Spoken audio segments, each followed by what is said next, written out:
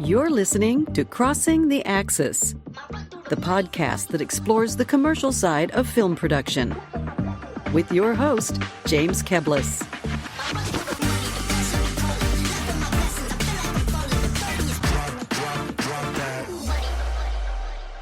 Welcome, listeners, and thank you for tuning in to the show. This episode of Crossing the Axis is attempting to tackle two subjects: winning the work and doing the work.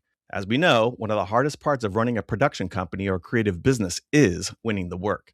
Sales, marketing, business development, all the stuff that happens before the job even exists. But too often, it's a frustrating process for people because it feels like chasing or persuasion or pressure or spam. So, for one part of this conversation, we're going to talk about how to change that, how to move from chasing leads to attracting them. But that's only half the story, because once you win the work, the real pressure starts: doing the work. And to help me wrangle this subject is my guest, Jordan Brady. From managing clients to navigating notes to leveling up creative, Jordan will share his experience on how to build a reputation as someone who delivers great work and is worth every penny.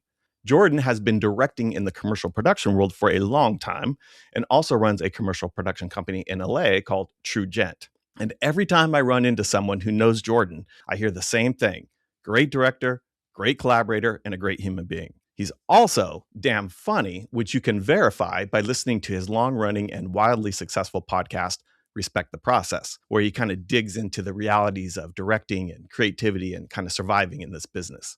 So, since Jordan and I both host a podcast, we decided to have a little fun and to try something different. And we're calling it a SimulPod. SimulPod.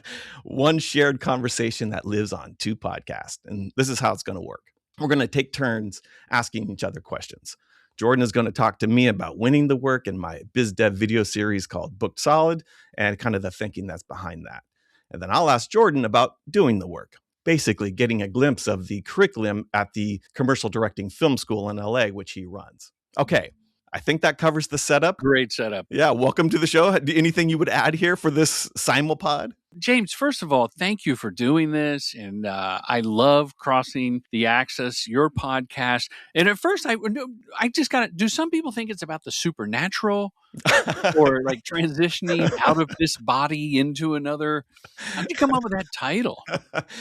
I inherited the podcast, actually. So there was a guy that had the podcast, and I loved it. It was real, like nuts and bolts of commercial production world. And he was using as marketing to do this tech product that he was doing around production management called Pipeline, and the business failed and he was going to take down the podcast and just cancel it. And I was like, "Oh, Max, you can't do that. It's so good. Like, it's a really important contributor to the conversation." And he said, "Do you want it?" And I was like, "Oh God, yeah. Okay, let's do this." It'll be like the Daily Show where, like the handoff from one host to another. And I'll take it for a while and I'll own it. And then I'll give it to someone down the road or something like that. He loved that. And so I just took it and took the name Crossing the Axis. We get creep, we follow money, we start going places. And I wanted this to be rooted in production so specifically. Like I wanted to limit myself from bleeding into the agency world and all that kind of stuff. So Crossing the Axis is such a production specific name. I'm taking it so that it limits my ambition. Well, you define what you are by what you're not doing. Right, exactly. I love it. Yeah. Can I start off by asking you to give us, because my listeners are both filmmakers that want to do stories for brands, as people say, or work with agencies still, and agency creatives are listening, and some clients are listening. It's 2026. Give us your state of the union for commercial production in the advertising space. Oh, interesting. The big question. Well, I'm probably biased because this is the world that I know. And so I'm kind of feeding into the thing that I'm already familiar with. But I think this is actually objectively true too. And that is production companies have more access direct to client than ever before. And I know that trend has gone, it's a pendulum and it swings, in-house. But I think it's swinging so far. I think it's going to be a permanent trend. I think it's going to grow. There's just so many screens out in the world now that people have to get content on, and each one is unique, and every platform and each viewer and everything is so. And I think brands are just doing in-house creative, and they're looking for a partner who's going to make the work, collaborate with them. They bypass the agency. I've seen that more and more. And to agencies' credit, I mean, I am trying to take out agencies in some ways. I mean, that is my point of view, is bypass the agency. But agencies also are doing more, they're putting production in-house to their thing, and they're creating an offering and not hiring out and bidding on their own jobs and all that kind of stuff. So I think there's ways for everybody to win. But the big trend that I would say, the kind of landscape that I'm noticing right now, is that more and more work is going in-house. Production companies can work directly with client. It's totally good. You do have to level up your game, though. You can't be the maker of the idea and just the executor on it, with a director brand, the way you can with an agency. The agency's work, landing the client, selling ideas through, convincing, and all of that work, and the client management, like that is such hard work. And if that's not there, you have to do that. You have to think like a strategist. You have to think like a creative director. All that hard work that was done for you, that you just got to film, you have to do more than that now. And that's hard. So that's not for everybody.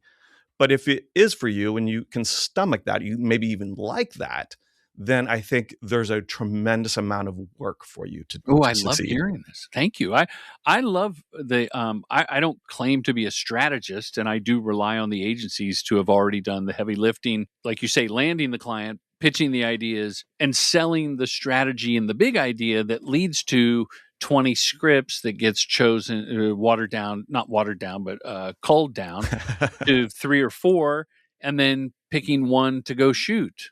Right. But the agency really wants to make this one too, so you're doing 2 a day. Yeah. And a follow-up to that is, I've been around long enough to see the pendulum swing back and forth. And I remember I was just talking about this with someone that in 2000 and something, 20 years ago, if you did client direct, you'll never work for Goodby. Oh, right. Right. And that was enough to scare directors and production companies. Right. But now the gloves are off, baby. And I tell agencies, like, you should do that in-house. Why don't you have Bobby and Chanel do the social thing on the piggyback on our shoot, and we'll help them. We'll set a little thing over to the side, and if you want us to crank it out, we will, but they're more than capable. So I believe this is poke holes in this theory. The reason that client direct is more prevalent now is the tools and the means of production have been demystified even beyond 10 years ago when agencies started. Now clients are savvy to seeing how things are done. There's so much behind the scenes and whatnot. And they go, well, we can just buy a camera and make a little studio in the basement like the agency did to piss off the production companies 5 years ago. I would say I see a little different than that, in that I think what you said is true, but I think what's even more true is that clients are looking at agencies and going, oh, we have enough tools to think through the idea, to come up with the logic, especially with AI. AI is so fantastic as a strategist. It's like having 10 PhD strategists on your team. So you could really understand what your customer, what your product is, how it relates to the customer, the competition, the marketplace, all of that stuff that agencies used to do and played such an important role. That's actually really pretty accessible now. And so the agencies are getting pushed out because the brands themselves can really figure that stuff out. And then the idea of test marketing, that is done. That's now called go live. You could have 3 campaigns, you just do it. And whatever, you can see what performs better and just take down the other 2 and go with there's no more testing in this artificial way anymore. It's just do it. Just go live. Focus group is your Instagram feed. Exactly. A focus group is live now, and it produces the best work, I think. And also it's more honest. And so in that way, I think that also moves agencies out and brings production closer to the clients. Like those 2 things in particular, I think are doing that. And I think just that brands are they don't want to pay. They don't want as many moving parts. They're more sophisticated and all that kind of stuff. And last thing on this topic from my end, and you feel free to ask or chime in. This is a SimulPod, James. I know. I'm ready. We can do anything. I think that, and maybe this is just I'm waking up to this, but it seems that a lot of people on the brand side have agency experience. Yes. That's true. That is More so than before, than 10 years ago. I think that's 100%. Yeah, very good insight. Yeah. So let me ask you this then. Yeah. Where do you get most of your work? Is it from agencies or from brands? Where's your trend? This is what's so great about this SimulPod is I don't have a tried and true system. It seems like a lot of luck. Yeah. But the honest answer is repeat business or a friend of a repeat business. Mm-hmm. That the long tail win has been like a sexually transmitted disease. Your name gets thrown around and someone calls and gives you a shot. Okay. Relationships.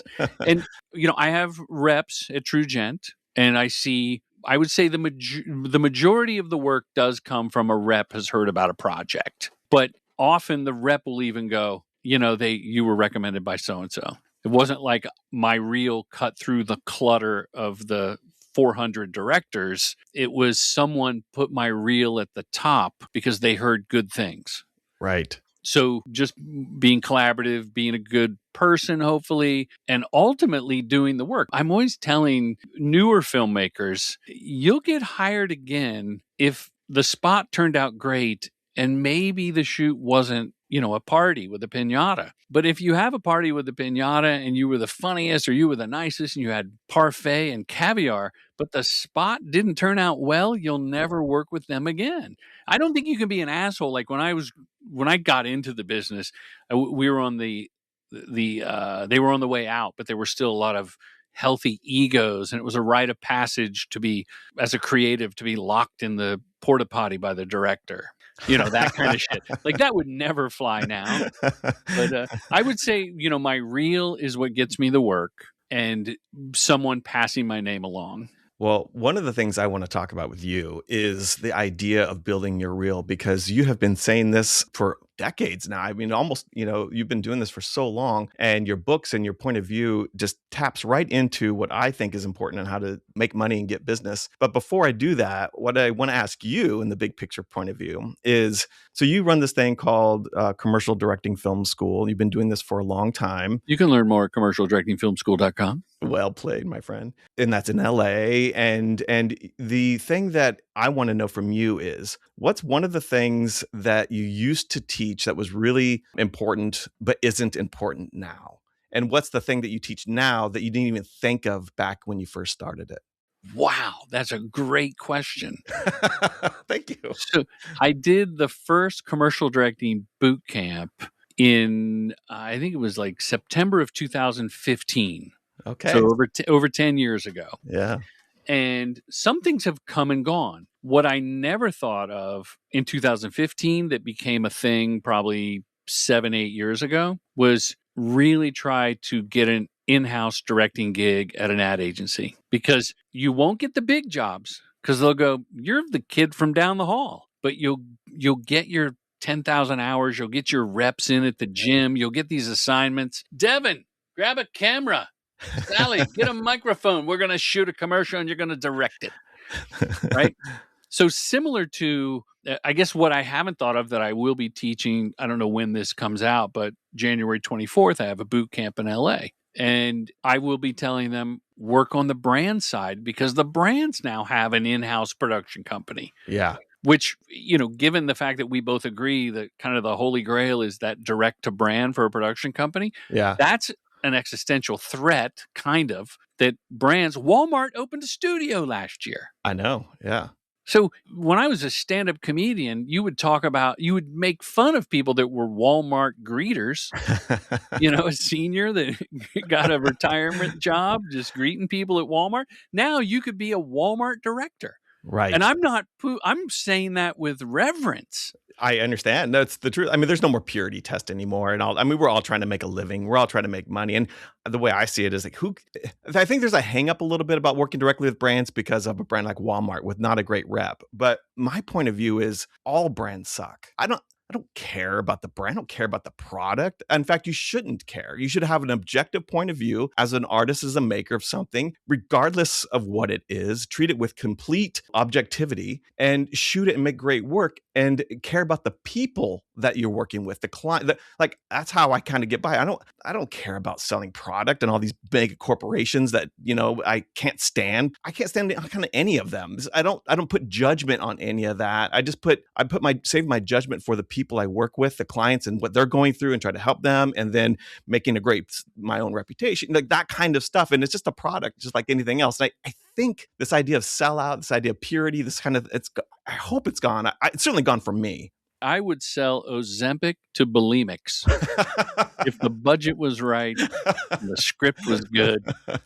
Well, that's the thing. We're trying to make money, right? Yeah. We're all trying to make a living making our thing, and we might have other personal ambitions beyond just the client-driven work, and that's fine. You want to make enough money to do that and get along and not worry about, if you can make the rent. And I think that we all are going through that, and so we just do client work. It's fine. Like it pays the bills. It's good money. Like let's make it happen. You miss the buffer that the agency plays. And like you said, you have to have a stomach for it or a desire to do a little more hand-holding.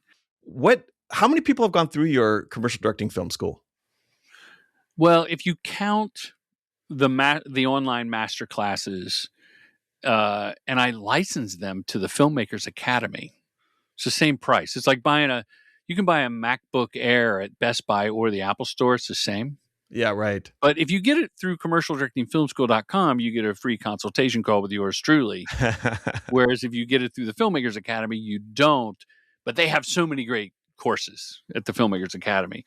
If you count all the people that did online with me, with them, and then boot camp for 10 years, we're coming up on our 5th year of the retreat, probably about 4,500 to 5,000 Oh, damn. people. Boot camp now, I only take 10 filmmakers. For a while, it was 20. And then I started at 15. I went to 20. I did one at 25, and it just was less personable. And my bandwidth was not able to handle it. So now it's a very personal thing. So you figure 10 years, 3 or 4 boot camps a year, do the math, a few hundred boot camp people, filmmakers. And some have gone on to direct big campaigns, to like sign with production companies, start their own companies. And some have said, I don't want to be a director anymore after your boot camp. Straight. Yeah, well, and they said, thank you. I had a script supervisor who said, she goes, I've always wanted to direct, and I ended up being a script supervisor, and I always see the director. I'm sitting there with the director. You walk away and you come back, and I want to know what's said in that village. So at boot camp, she learned, she goes, I don't want to be a director anymore. Right. Like, I don't want to I'd rather sit and get paid and do my job. When I think of the commercial directing film school, I'm only thinking of the boot camp, but you keep talking about the other curriculum and things like that too. So what's all the parts?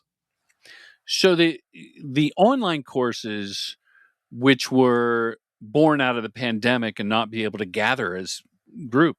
So there's commercial directing masterclass, which is kind of a primer to the boot camp. It's my philosophy, develop your real relationships and make revenue. And if you get those 3 R's and you do it right, you get the 4th R, repeat business. Reputation is kind of the 5th R. That's an amalgam of that. And that comes with the call. Then everybody wants to shadow me. Can I shadow you someday? And it's like, you can. And I do have a shadow on set. And we pay them. True Gent pays for someone that came through the film school can shadow me. And it's usually from a director from an underrepresented population, which white guys have gone, that's kind of racist. And I'm like, yeah, it's my game, my rules. Reparations. Yeah, I'm fine. But my son is a wonderful director and DP in his own right. Grew up on set, Ben Brady. And Ben followed me on like a 4-day shoot and then another 2-day shoot. And he's literally right by my shoulder with a camera. So he's there when we're framing the shot, when I go talk to the actors, and when I go to Video Village. So it's the 3-ring circus of the crew, the actors, and the Video Village. And if you're shadowing me, yeah, if the agency's cool and the client's right, it's got to be the right vibe.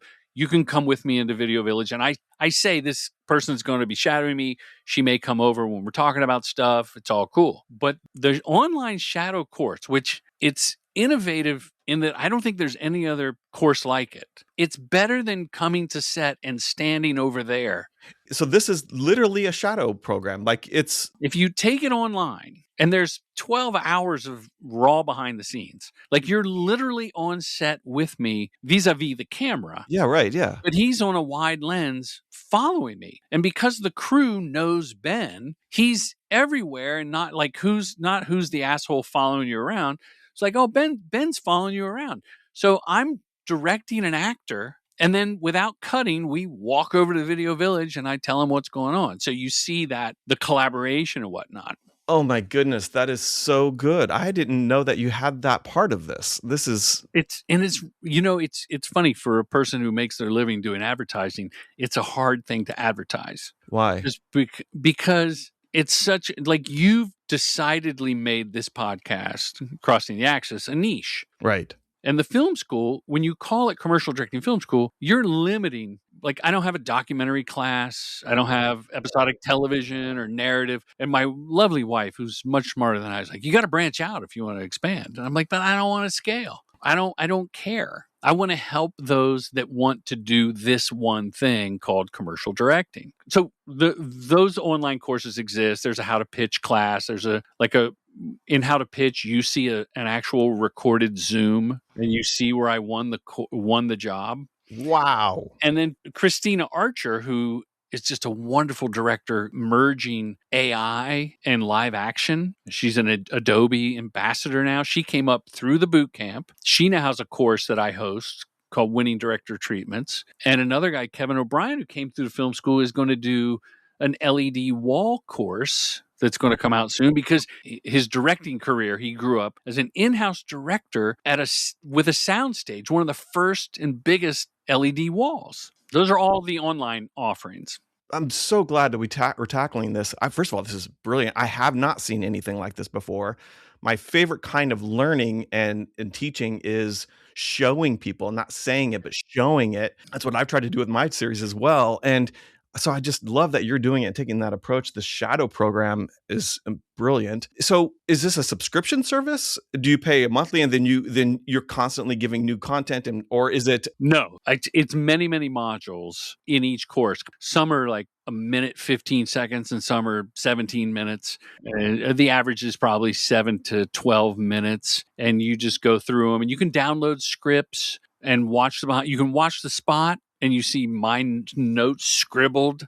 I scanned all my notes from my process of pitching. Oh, goodness. So it's really fun. And one of the things, like the LED wall didn't really exist, but we went back and added that to the master class, to the shadow class. And then now I'm currently in the middle of directing, air quotes, my first complete AI commercial. And I catch a lot of shit from it, and I make AI commercials for the boot camp. And people are like, isn't that, hypocritical that you're teaching filmmakers with AI that's going to replace them? I'm like, I just like their thing and reply, smiley face. Like, it's just a tool. I mean, it's a tool that you get to direct. I mean, it's a fantastic tool that you get to direct. And well, so to answer a question you asked a bit ago, what is something that I'm preparing to teach on January 24th at the boot camp that I never would have thought of is AI in prep, AI in ideation, and AI if, like, I was editing a short film for my wife and they needed a drone shot to bridge two scenes, and I made it based on their footage they shot, and no one even noticed that they didn't shoot that. So I think brands and agencies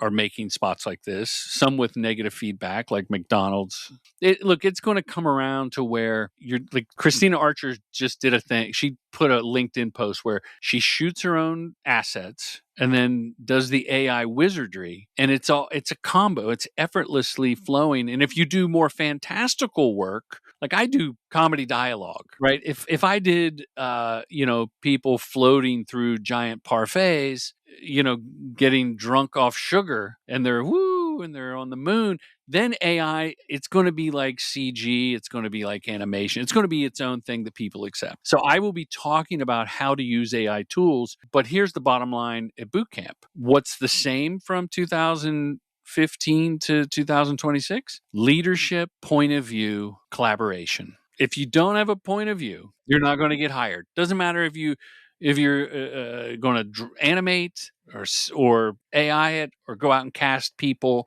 You have to have a point of view on the tone of the commercial, regardless of the means of production. And why. Yeah. You have to be collaborative or really, really great. Yeah. Yeah, right. You better be so good that people can overlook that other part. Yeah, right. You reminded me of something I learned from one of our colleagues in the business, Jillian Gibbs, who's a fantastic client side and written books on production and just such a great person. She said this to me and it's really stuck. And she said, in the future, there's going to be two worlds in commercial advertising. There's going to be a world where people are going to be served content on demand instantaneously, the speed of light, the context of who you are, what you're looking at, where you're sitting, and all the people around you. And you're going to get an advertisement that is going to be specific to you at that moment. Parallel to that, there's going to be bespoke, really high-end custom work that is and both of these worlds are going to live together. And you can do both. There's going to be value in these throwaway ads. And then there's going to be the ones that actually do mean something, where the story or the acting or this real life, the authenticity, the vinyl version of it is going to be valuable. And that's going to mean something too. And both of those things. And I think that's just what we have to prepare for. The Apple spot with the puppet critters in the woods, and it was shot on an iPhone. It were real puppeteers and probably a little AI snuck in or CG or whatever, but it was so good and heartfelt. It kind of gave you Spike Jonze feels where the wild things are. And it's both a brand spot and a product spot for the new iPhone. And I think those kind of spots are going to exist forever. When people go, no one watches commercials, that's not true. People like great commercials. And then the instantaneous stuff, I do see that happening because right now, if I'm on TikTok or Instagram scrolling, I get a thing like, is this reading my brain? Right. Well, how does it know that I need adult diapers, right. that are discreet, and it serves me that ad. Now it's already made. It's not made instantly, and it doesn't say my name yet. But that's coming. Now, let me ask you, with your new video series, Booked Solid, and who are you trying to serve? Who are you helping, and how do you help them? Because I feel like the Book Solid is a way you're going to help your clients. So who are your clients, first of all? So my clients are commercial production companies. So I've been doing this as my own practice for 2 years now. And before that, I worked in production companies and agencies and even client side. But doing my own practice and taking on production companies as clients and then building out their sales and marketing system. And over the couple of years, about a dozen clients, seeing just the same consistent patterns kind of over and over and over again. And just realizing that I had something that I was like, God, every time I get a client, I can predict how it's going to go. Like it's almost all like the same rules apply. It's specific to each one, but like, who are you? What makes you so special?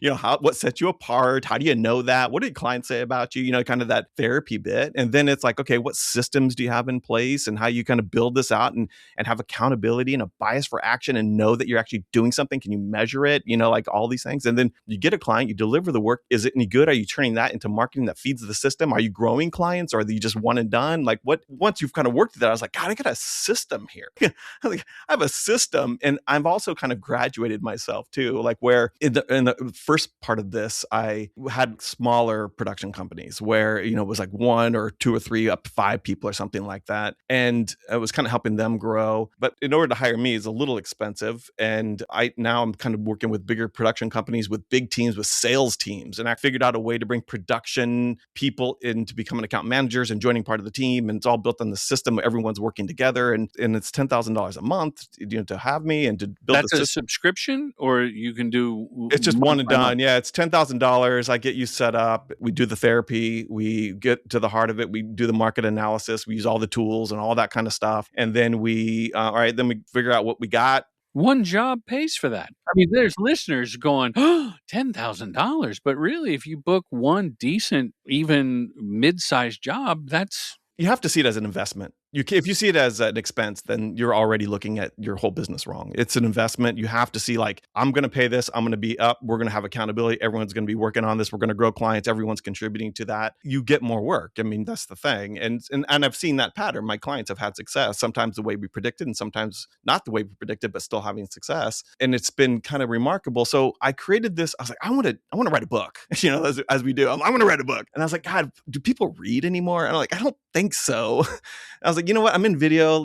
I'm going to do a video series. I'm going to do a complete video series of everything I've learned from soup to nuts, the whole thing. It's going to be a self-guided thing for people that have time, but not enough money. So if you don't have the money, you can't afford me, but you have time, here it is. 10 episodes for the whole thing. Everything you need to know. How much does that cost? That's free. Free? You can have it for free. Why wouldn't someone I was going to ask if there was a discount code for my listeners, but you're saying Book Solid is free. It's on YouTube. It's a playlist. You can just go there and start your journey through the whole thing, self-guided. And it's very specific. Like I'm theoretical. Like each episode usually starts out with theory. Okay, here's what we're going to talk about. This is how it relates to the thing before that. And now this is why we're talking about it and how you have to think about it. And then the second half of the episode is usually, okay, me sharing screen, walking you through that, like actually taking you through it. That's why I appreciated what you were saying so much about this shadow position with the camera point of view and seeing what you're doing. That's how I love that kind of teaching. I think that's a great way to learn as well. It also makes it harder to bullshit. So there's more truth to what you're saying. So, and I'm getting the point, the feeling that you're not telling people to put on their about page or their landing page, we're a collection of storytellers that reaches the heart of the. You're not allowed to say storytellers. You're not allowed to talk about your narrative work. You're not allowed to. The whole thing has got to be, and this is what you and I do, right? The whole thing has got to be about the client. Yeah. The number one thing, and I talk about this in that episode too, is just, it's not about you. They're the hero. You're the guide. Everything. If you want to talk about your narrative, you better talk about how it serves them. Your website, your marketing, your voice, your point of view, everything has to be so that when you are out there marketing yourself and your potential client comes across your work, they see their pain in what you say and that you have a solution for that pain. In some way, it could be your version. In fact, it should be your version of it. But they need to see themselves, not you, and how you put that out there. I think my website approach is wrong based on this conversation because I flipped it from very agency forward, and then I redid it as we make our own stuff, and then for brands, and I put agencies last because of this new era of client direct. But I did put that we like to make stuff on our own, and the positioning is also, I'm going to make stuff I like regardless. We're just going to we're not waiting for permission to go make something. So I think my website may have to address client needs and pain points a little more. If I'm going to go through Book Solid, I'm going to give you report back on this. Does it help? Like when you talk about bringing in production people to be part of the sales team and management and things like that, isn't it the death of the middle class production company? Like I'm really small boutique. Yeah. Right. It's me. I have a partner, 3 directors and counting me, and a sales team. And I'll outsource PR from time to time. I'm pretty visible on the socials and I step in good press. But can we benefit? A company as small as mine benefit? From taking this approach? Your course, ponying up the 10 Gs? Oh, I think, yeah. So it is critical. It's the only way you're serious about business. If you're not doing this, then you are a director, not a business owner. Yes. Ooh. I hate to be so crass about it, but that's the truth. Like rip the Band-Aid off, baby. Yeah. So what about this? Where does James stand on websites, directors with their own companies or a collection of directors, right? A production company, and they have the pieces and prices on there. They got the small, medium, large, the bronze, silver, gold, like $79,000. You get this content for a month. I love it. Tell us why. My whole thing is about productizing your work. There's this belief like we're a creative agency, so therefore we don't have a product. Everything is no, you do have product. Every company, every business has a product. And you can still stray from it. If you got a board from an agency, old school way, and they saw on your website, well, we want the $79,000 commercial. You can go, well, you have the elephant parade, so we can't. That's going to be $179,000. Demystifying all of those things up front. So a client, first of all, it makes you seem like a more honest broker. And also it starts a conversation and it vets people out. So why would you want to waste your time talking to somebody who can't afford you anyway? Like vet them out, but like vet them away from you so your time's not wasted. So you're only attracting. That's my whole principle of this whole thing. Stop chasing, start attracting. So do the things, do the therapy so you know who you are, so you can talk about yourself to the right people, and your work, the campaigns that you make, that's your product. So you need to be talking about that in such a way that some targeted lead, people that you've identified, that you say, I bet you we could really help them. I see what they're doing and it's not as good as what I could do. Let me take this work that I did recently. I'm going to turn it into some content, or I'm going to talk about it in such a way. I'm going to put it out there, and then I'm going to share that with them. I'm going to go, hey, I was thinking about what you're doing here. We just did this thing. I bet it could work for you. Not sure. There's, a lot of things I don't know about you, but if you think check this out. And if you think it's interesting, hit me back and we'll jump on a call. That's attracting, and it's bringing people in based on your work. So productizing and putting prices on your website, that's you getting good at productizing. If you can do that with some great, and always have options, by the way. I had no idea you were going to answer that way. Because I think sometimes you want to be the cool, and this is the filmmaker attitude. You want to be the cool director. I don't have pieces and prices on my website. If you're going for the mysterious route, I talk about this in my series. If you decide that you're going to be the mysterious kind of marketing person, like, you better be so good that other people are talking about you. That's the only way that works. What chapter is that? That's chapter 2, actually. Chapter 2. Yeah. BizDev therapy. That's it. Where I bring down some hard truths on people. It's a little painful for folks. And what about differentiation? There's so many directors.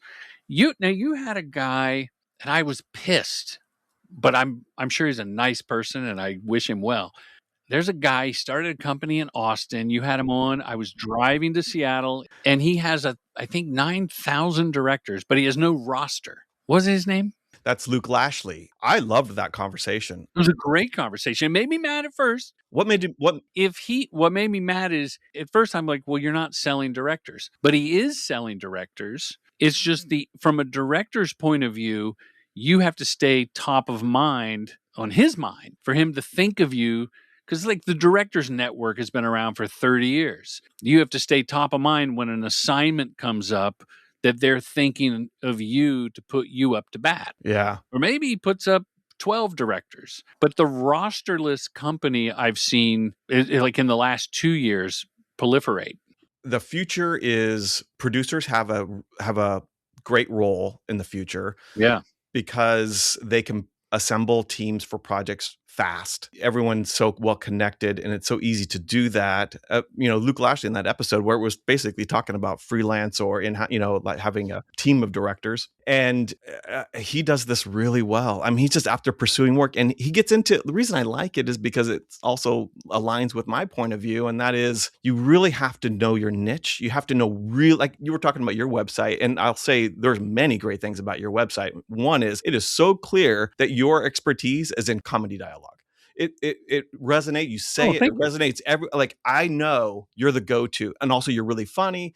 Your content backs it up. Like I believe, like if I want comedy spots to go to you. Now, the thing that you could do that would improve upon that would be to like why comedy works better than something else. You could level that up and go that direction. That's the kind of content you might share based on work you just did because it performed really well. Luke taps into that. Luke is really thinking all of the time what jobs are available or, on the market.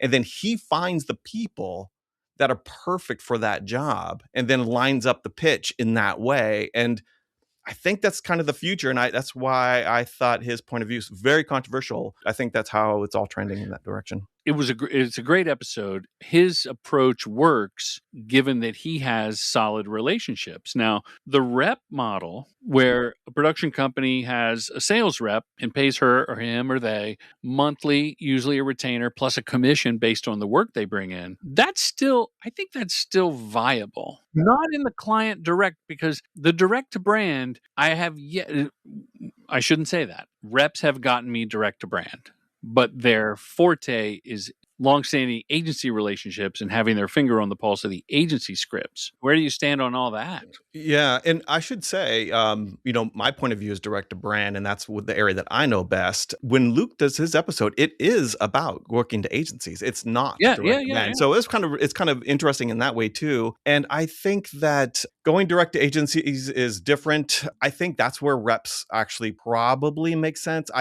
For the most part, I think most reps are bad, and you're probably not served well by your reps. I have a podcast episode about a year ago with Doug Stevens, and he is rep. Yeah, Doug is fantastic. In the Midwest. He's been around forever. Right. He's great. Oh, man, I love Doug so much. And he came on and said, the episode was called, "Should You Hire a Sales Rep?" And he himself, a sales rep, says, dude, watch out. Like there's a lot of times you don't need one, and be careful who you're doing with. And he gives the nuts and bolts about what to look for and what to be worried about, what to walk away from, and how to put the deal together, the whole thing. So in that agency world, I do think a rep works well. It is relationships in that way. They're fast relationships. They change a lot. There's a lot of maintenance in that relationship.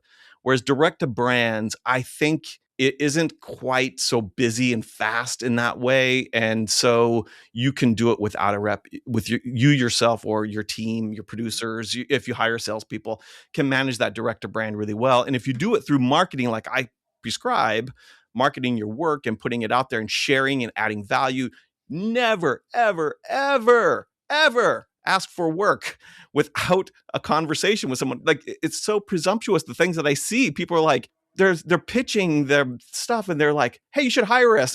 They don't even know you. Like, you give them reason to even have a conversation with you. That's good for them, not you. And then maybe you can work into that. I agree.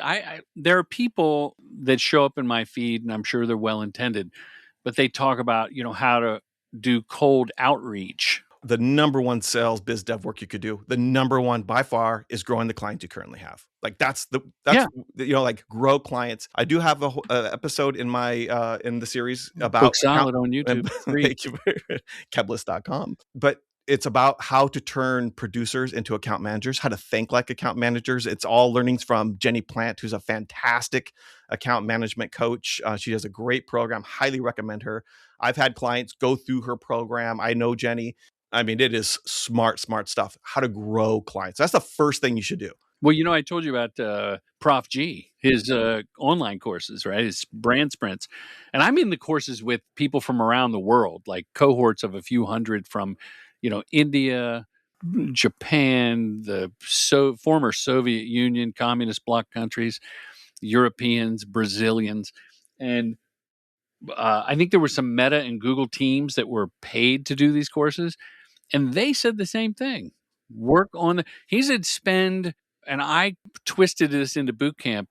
If you took the clock of your sales time as a filmmaker, as a production company, 1/3 of it at least should be towards current clients. 100% agree with that. So like in my video series, what I say and show is that there's only two kinds. So the CRM, right? You have a CRM. It could be any CRM. In my video series, I use Copper. I like Copper. It meets you where you are. There's a whole reason why I get into that. That's their slogan? Meet you where you are? Or you just made that up? Just made that up because that's... I think we got to get the Copper people on the phone. That's a good one. So you'll see me in Copper, the CRM, and there's a pipeline. There's 5 pipelines, but there's one called the development pipeline. And that's where there's only 2 kinds of people that can live in that: clients and leads. And when you make the work and the work is done, those clients go back into the development pipeline as clients. Meanwhile, you got new ones coming in as leads, and they have different functions. And what I make, and all of this is in the series, so I'm not saying anything that you have to find me for. You go to the episode, you'll see how it works in the episode called Development Pipeline. And you'll see that I make the cards, these cards, you have a board, right, with your sales pipelines and your engagement and all this kind of stuff. In those cards, too often, people use those cards as like a library card. Like it has information of the client name, the value of it. It's just dumb information. It doesn't have any real significant value. I try to turn them into instruction manuals. So I create custom fields into those cards that tells you, well, I should say prompts you to answer the questions about how that will then take that card and move it to the next stage in that pipeline, and then eventually to the next pipeline to land the deal. And every single card has instructions that you need to answer and to do in order to move these things along. Nothing sits. Everything has got a bias for action. How does this move along? Action step. And it's in the cards. And the reason I bring that up is because I have one for when you have clients. So in the client section of the card in the development pipeline, there's all of these prompts that say, what kind of relationship do you have with this client, and be honest about it. And if it's a 1 or 2 or 3 or 4, then do this 1, 2, 3, 4, and then then do this. So there's a very specific formula for that in the cards. It's like a system. It's a system. It's the book solid system. But if I throw down my 10 G's, you're going to help me with clients I already have. You're going to go ask me like who you worked with in the last 5 years. That'll always be where you start. Always, because that's the most important. But where I spend my energy, which is on the more challenging part, I wouldn't say harder, it's just challenging because it's just there's so many people that do it bad that no one likes to do it at all. And that is getting leads, the new stuff. That's my favorite thing to do. That's the hardest. I know it's the hardest. That's the problem I addressed. That's fundamentally the whole series is about really identifying, positioning, all that basic stuff, and in growing the clients and having a system and having collaboration among the team. But the thing that I really, really do that really is the pain point for almost every company is going after new work, leads, bringing in new people. Tease us, because a friend of mine just started. It's like a AI bot that is an aggregate of business leads, but it's so top level. It's never going to turn into call this person. They need this kind of video. Yeah. It's this, hey, they're going to start marketing Pepsi again. Oh, great. Okay. Here's the CMO's LinkedIn. Okay, great. Like that's not going to help me. And I told him as such. I said, this is a waste of a newsletter. When I had Agency Source, which is, for the listener, it's a database of clients, and you can get their agency and the personnel working for that client. And they claim to keep it up to date. No shade on them. I just didn't know how to do it. It's got a built-in CRM as well. But I wasn't good at deciphering or like sending out that email. I did one. I accidentally sent it to like 1,000 people, and it looked like spam. And one person said, "Take me off this list." And well, there it is right there. That is an exhibit A of what I'm talking about. It's hard to do. It's painful to do. Most people don't know what they're saying. They don't know if the audience is right. It just feels awful. And so I try to create a system where it's honestly just targeted marketing. So it's people that you think you might be able to help for some reason. Remember, they don't know you and you don't know them, but for some reason, you believe you might be able to help them. In the card, we identify why you think you might be able to help them. Right. What could you possibly share or say to them to make them want to have a conversation with you? So this is the engagement pipeline, right? And then the work that you made is the thing that you're going to share. So what's the name of your book that you wrote a long time ago? Commercial Directing Voodoo. Commercial Directing 25 years of experience for $10 on Amazon. My God, it's so good. I love that book. I love. I didn't read it. I listened to it. Yeah. You missed the drawings, but I know.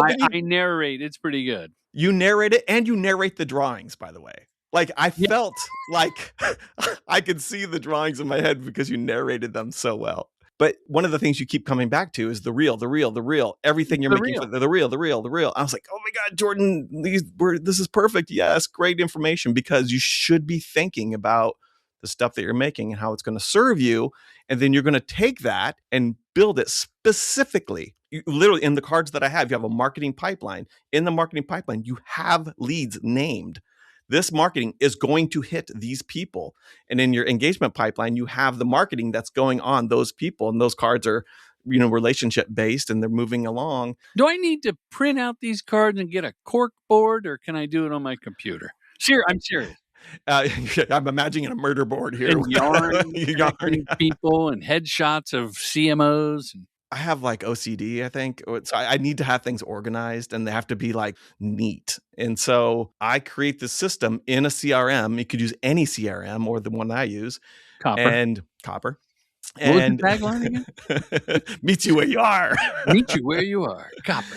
If you're in Google Workspace. If you're not in Google Workspace, it will not meet you. So you could definitely go somewhere else. But if you're in Google Workspace, it would be hard to beat. But the whole system is organized in the CRM that everybody's looking at. And if you have all these, like you're talking about these AI tools, or if you have like project management tools or whatever, then we integrate all of that into the system without having to go to the system. So you can actually work where you are, but it's got a sync going on, and everything just works. So your production team even. So I just did this really great integration. It was remarkable, actually, with a client out in New York, where there's a new production management. I don't know if it's commercial production management called Timmy. Have you heard of Timmy? I don't know this Timmy. Timmy.io, I think is what it is. And they were already a client. This production company in New York was already using them for the production management team and everything. They're a big company, 40 plus people. Then I got them as my client, and they said, well, we're doing this thing called Timmy. I was like, oh my goodness, it's really good. I want to integrate Copper with Timmy. And so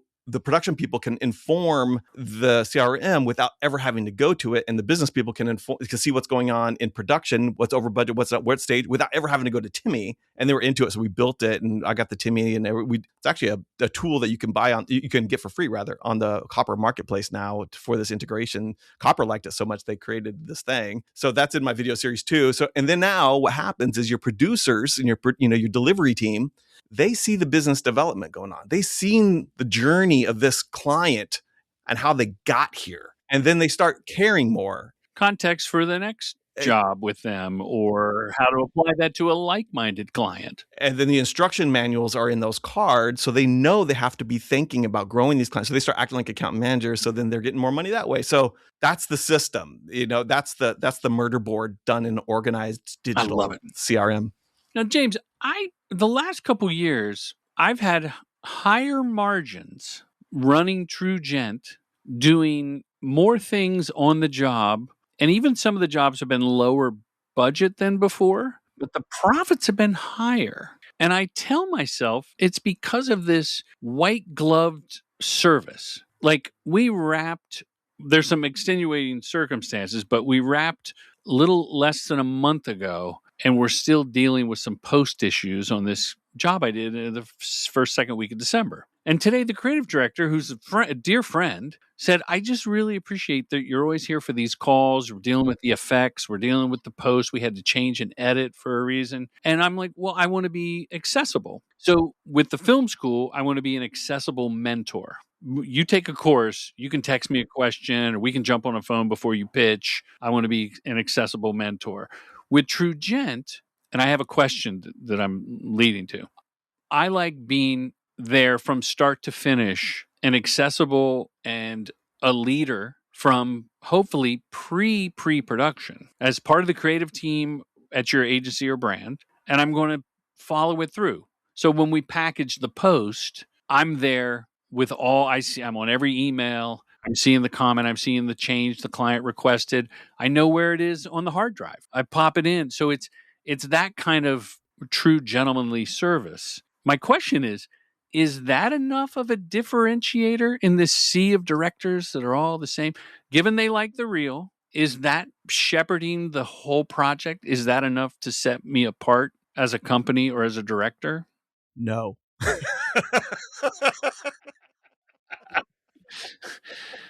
Helen, cut that. Because everybody wants to do that.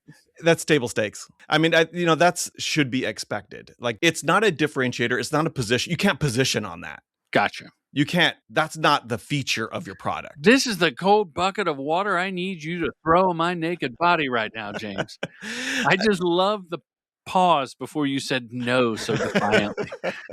I think what you're doing is really important. And I think what you're You don't have doing. to be nice now. When you put the arrow in, it hurts. So just yank it out. You don't have to twist it as you pull it out. I think your comedy positioning is by far That's stronger. the way to go. That's the way to go. Yeah. And so what I'm gleaning is if I leaned into, I've already leaned into the comedy. And then if I put up some pieces and prices and said 2 comedy spots, soup to nuts, $179,000. Well, first of all, you do 3 options. But that would be the one core, the center one, right? Yeah, that would right. be the Exactly. value. That'd be the value package. Yes, yeah. Then I would, because I told someone the opposite. I was talking to a filmmaker who has that kind of thing for home. Well, there's a wonderful director who's going to be on my podcast, Josh Baker, who has that. He services a very niche thing, home services. Sure. So if like you have a plumbing chain or a roto-rooter or a rug cleaner, and he's got pieces and prices, and he's really good at it. He makes great commercials, and they, my question with that is, do you offer? We put it on the web and get it out on your socials. That seems like an extension of production that I think people do it better. Like, why clutter the service with that?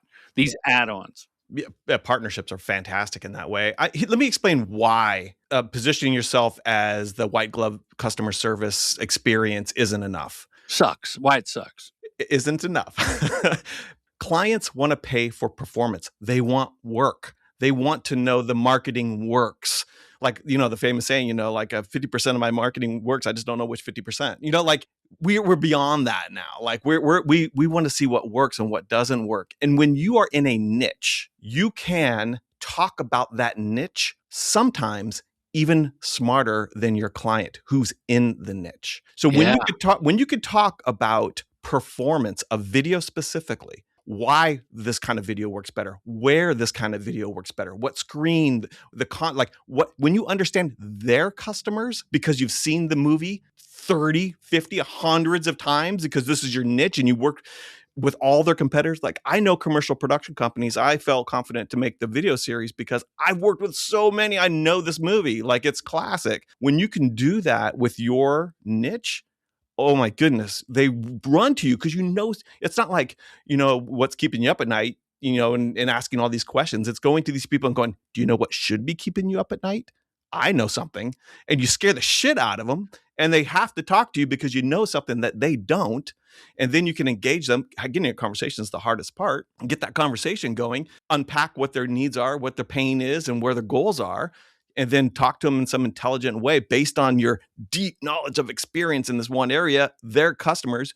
Knowing how to do that, that's marketing. And the best part about all of it, and it might be what you experience too with margins, you could charge more because you know something they don't. You can make something perform better. And that's when your margins go up. So you're so dialed in your niche of comedy and you've done such a great job of showing your work. And I think your white glove service and you're always there and making clients feel like your money well spent you do that in a lot of ways with your conversations. I think it's serving you well. And that's probably why your margins are going up because you just know something in your money well spent. Well, thank you. But I do see the way you explained it. It is a hard thing to sell if someone doesn't know you. And we are aligned in that, with filmmakers, I preach, put yourself in a box. Yeah, I know. As a filmmaker to make yourself easier to sell. So in the agency sales rep model, if you're a kids director and you have a reel of 7 spots, all with great kid performances, then the rep knows what they're selling. The agency knows what they're buying. They can show your reel to the client going, we found the expert at children. Now, she also shoots penguins, but we don't have any penguins. And they don't show the penguin spot. It's just this kid's reel. So if I take a step back, what I'm hearing is a production company is similar. Not that look, Hungry Man is a comedy shop. They also have people that do pretty pictures and narrative storytelling and lifestyle and docu-style and blah, blah, blah. But I think they kind of, they're maybe that's not the right example because they're a brand that people are coming to, like a legacy brand in production companies almost. But a newer production company or a struggling one can reinvent by putting themselves in a box and saying to the world, this is my box. It's counterintuitive. It somehow defies physics. I don't know how to explain it, but the more you niche down, I actually go through this in my video series too. I have this client who was like, I found him and he had this company that was kind of branding and video and creative and like it was kind of everything for everybody. And then we niched this thing down so far where he went from like that to video, and then video for corporate social responsibility. And from there went in and all the way down to ocean health. Wow, that is specific. That's the path we went on. Yeah. We got down in every single step we took further in, more opportunities revealed themselves, not less. It's the weirdest thing. Like I don't know if you like, I'm a forager. I go get, like mushrooms and stuff like that. And I'm out in the woods and you'll be looking around and you'll see and you're like, oh, I don't see anything else. So you see a mushroom on the ground and then you're like, oh my God, there's a mushroom right here. And you get it and you're like, oh, I found one. And then you just look around and all of a sudden there's just hundreds of them around you and you never saw them before. My friend who has been to both boot camp and the Joshua Tree retreat we do in October, Leif Ramsey and his lovely wife, Lucky, run Pathfinder Films. And while not a tourism company, they do a lot of tourism spots, which I know he's done some aquarium work, which is kind of a touristy thing. And I think they do own that niche. And they're a small production company in Chattanooga, Tennessee, kicking ass, doing great work. Because you can talk to them. You could go to potential clients who you don't know. And you could, first of all, you could create marketing based on something you just did that served, that performed, or was super interesting, or a tale of caution, or whatever it might be. There's a gazillion ways to slice and dice it, but you put it out there and you're thinking about who this might be. You're like, oh, I'm going to do this to the tourism board of California or something like that. You make it with them in mind. And then once you've made it, you share it with them and you talk about how they could perform based on what you did. And here's the example, and everything's real. And they're going to call you. They're going to go, oh, this is really, thank you for sharing that. I feel smart. Who are you? We should talk. What do you do? And remember, the niche that you are focusing on, right? You comedy directing, comedy dialogue specifically. It's not the only thing you do. None of that. No, but you hang your hat on the one thing and people will still come for the others.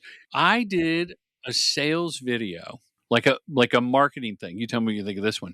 Specifically for tier 3, which is like local car dealers, where the owner of the dealer stars in their own commercial, because I've done hundreds of those. Mm-hmm. And I came up with a package. I worked with an agency. We sent it out to about 2,000 people. Couple of nibbles. I could track where they watched on the website. I think the price was too high for them, and I think it was kind of low for us. Because local car dealers, I learned from many people over the years, for $12,000, the local cable company will come out and shoot the commercial. And they don't care about the quality of the filmmaking. Right. But it was everything you're saying put into practice. Here's a case study. Mm-hmm. Here's what I've done. Here's what I can bring for you. I know what your problem is. And I know you like to be in the commercial. Right. Yeah. But we wanted to do it for $150,000, which was like, how the hell are we going to pull that off? And they're like, well, I pay $12,000 and they'll make a new one every month. And then you say, well, how much work did you get out of those? Because my $150,000 commercial will get you $5 million worth of work. I had the market share graph from previous clients. So my question is, should a production company have some sort of, like, to me, that's better than a montage of all the equipment on set after each shoot. Should we put it on LinkedIn as like, here's our accomplishments, here's the sales, like a capabilities worksheet to figure out what the production company's capabilities were? Your capabilities should be your marketing. Ideally, if you're doing it right, you never do a capabilities deck. By the time someone calls you and engages you to talk about a job, they've already have seen enough of your work, your point of view. They already understand who you are, and they've already vetted themselves as someone who could talk to you. That's your capabilities. When you have that initial intake call, by the way, I think I know your background is in comedy and stand-up, and I'm assuming improv and stuff like that. That is the best skill for doing intake, always moving it along, always keeping things, always, that both and kind of a bit. Intake calls should be about them, understanding their problem, understanding how urgent is it, what's going on, what's their goals. You shouldn't be doing any capability stuff. I mean, rarely should you be doing that. Work should be done in the form of marketing before that call is even made. And so anything that serves that up, I think it's different for every production company. Sometimes it might be prices. Sometimes it might be a point of view. Sometimes it might be what we don't do. Sometimes it might be case studies that always show performance, whatever it might be, but it's got to really lead into that client. James, this has been a fabulous conversation. We've been talking a long time. I'm going to have to wrap up here in a second. But I have a question first. On your website, when I go to Keblas.com, there's a picture of you looking quite handsome. And the quote is, production companies are often priced down and treated as order takers, far more than their talents and contributions deserve. And I think, I asked you about the State of the Union. That seems to be a constant, whether it's agencies or brands, that at a certain point, here's what we need. And now with all these deliverables, which I hope AI soon takes over and makes the deliverables, the square and the vertical and all that shit. Is that ever going to change? And with your system and Copper, they meet you where you are. Can that change? You'll see also in that about page lower down, I actually say, I don't know if I can change this. I didn't read that. Yeah. I'm on a mission. Yes. Yes. I don't know if I can change this, but for anybody that wants to try, let's have a conversation. And I guess my point of view there is a little bit like what we're talking about at the top of the episode, where what I mean by that is agencies take a lot of the money and they want to give as little as money as possible to the production companies to make the bit. And they price them down hard. And I think that there's an opportunity, I know there's an opportunity for production companies to take that bit of agency work, that bit of agency money and get a bigger piece of the pie. And so that's but like I said in the very beginning, it requires a next level of work, and not everybody's cut for that. An understanding of what that work is. Oh, it's so hard. Agencies do really hard. I don't want to undermine agency work. It's really hard, really good, very important. If you can do it as a production company, at least, actually, you don't have to do it as well as them because the client is already doing half of it pretty well already. You just need to be able to do half as well as them. If you can do half as well as them, along with the client doing the other half in AI, then you can really succeed. But if you don't even have it in you to do that, then I think, just stay working for a client agency. That's a fine lane to be in. There's nothing wrong with it. It's healthy. It's fun. It's good. The people there are great too, but there's more to be had.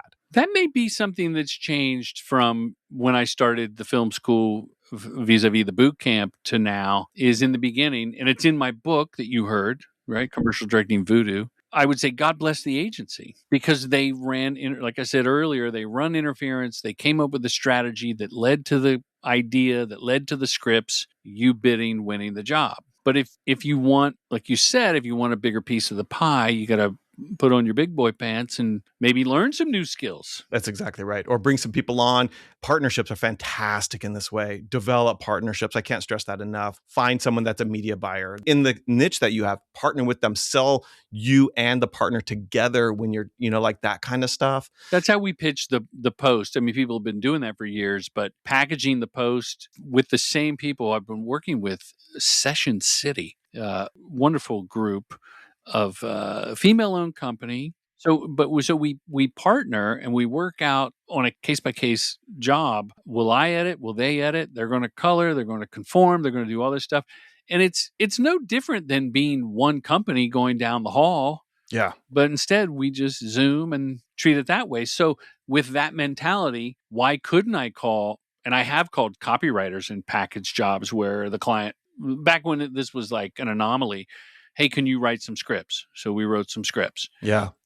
We've hired copywriters when it was like a network. It was like Nat Geo or somebody years back was like, yeah, pitch us some ideas. Right. And rather than just being a director going, okay, let me write some ideas, pulled in someone who has that muscle. Exactly.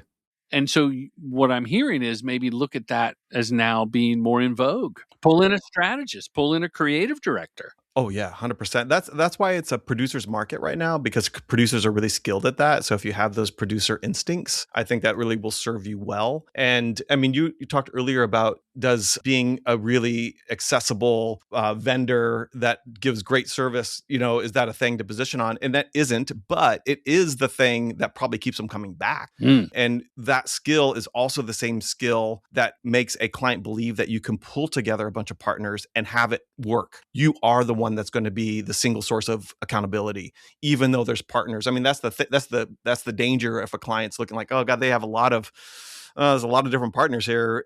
I don't want to talk to 10 people. I want to talk to one person. So, you're like, hey, I'm the vendor. I'm going to handle it. I'm the one. The accountability is with me, begins and ends. And they believe that, and you have evidence that you do that. Then I think it works really, really well. And clients will love that. Until they get the flu. Until they get the flu?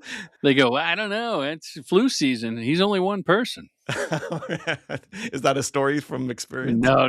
But okay, let's land this plane, James. Yeah, we have talked so much. This might be the longest episode I've ever done. I think we probably should save the rest for part 2, part 3, part 4. We got to figure out how to keep this going. It's so great that you and I have finally connected. We're doing a SimulPod. This has been a fantastic conversation.